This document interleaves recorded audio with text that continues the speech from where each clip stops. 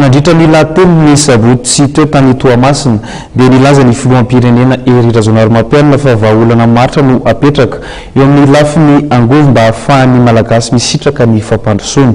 No tsy ahivy ny mantsy fa tsy ampy ny ezaka nandritra ny 50 taona eo amin'ity sehatra ity satria mbola ny 570 ny malagasy ihany ankehitriny no afaka misitraka ny herinaratra.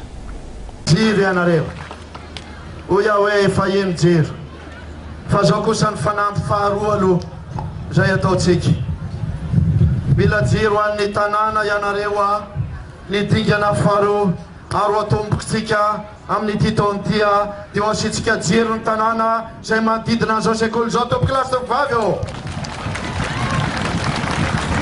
Rehefa miresaka jiro isika dia fanambo lehibe.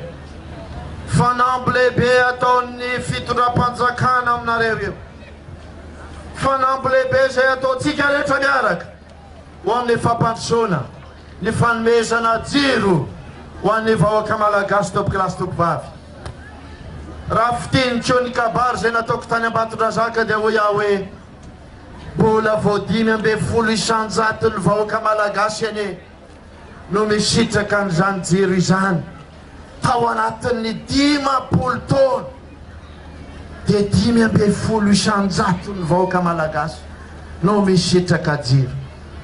Ary tsy vitany hoe misitraka jiro fa mbola ampina fitondram-panjakana dia mbola manome any amin'ny 300 lavitrisa ariary 300 milliards d'ariary anampina ny fanomezana jiro an'izany 500 isanjato izany.